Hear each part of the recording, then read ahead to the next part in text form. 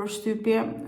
Këtu në Arabi Saudite para disa ditësh qarkulloi një lajm që 2 vëllezër hodhën në gjyq njëri tjetrin dhe arsyeja ishte nëna e tyre. Sigurisht në pamje të parë do mendoni që nuk donin të mbanin nënën. Ashtu siç ndodh rëndom fatkeqësisht me disa në Shqipëri kur sheh në emisione të ndryshme apo qoftë edhe njerëz nga jeta reale që zihen se kush e kush ta heq nënën, e shohin nënën si barr apo në përgjithësi prindin si barr, por kryesisht po flasin për nënën dhe zihen dhe hidhen në gjyq.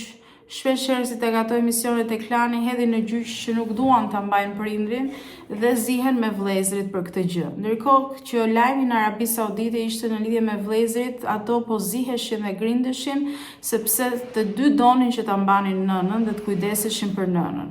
Sipas Islamit, Allahu e ka vënë parajsën në këmbët e nënës, kështu që parajsa ndodhet në këmbët e nënës.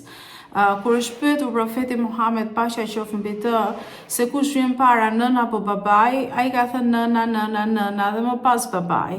Kështu që gruaja në Islam ka një rang tjetër në çdo periudhë, kur është vajzë, kur martohet dhe kur bëhet nën. Ajo që vëre unë përgjithësi ndryshimi midis kulturave, nuk po flas vetëm nga feja islame, por edhe kulturat, përfshi ajo arabe dhe shqiptare. Respekti ndaj prindit është shumë i veçantë këtu në Arabi. Mua më ka bërë përshtypje sepse një person që është më i madh në moshë, nëse do thot diçka, më i vogli do ta dëgjojë.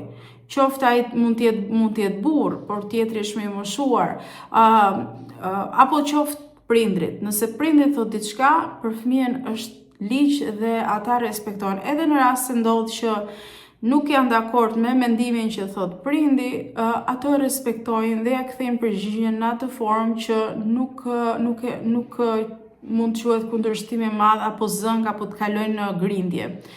Më i vogli në kulturën arabe gjithmonë respekton më të madhin. Përveç se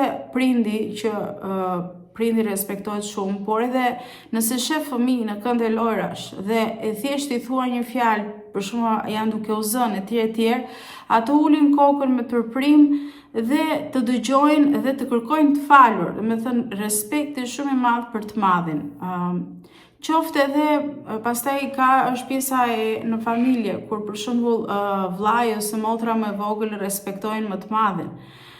Por sigurisht për shembull në traditat arabe, fëmia tek ne është fëmia i vogël që kujdeset për prindrit, ndërsa në traditat arabe është fëmia i madh që kujdeset për prindrit. Dhe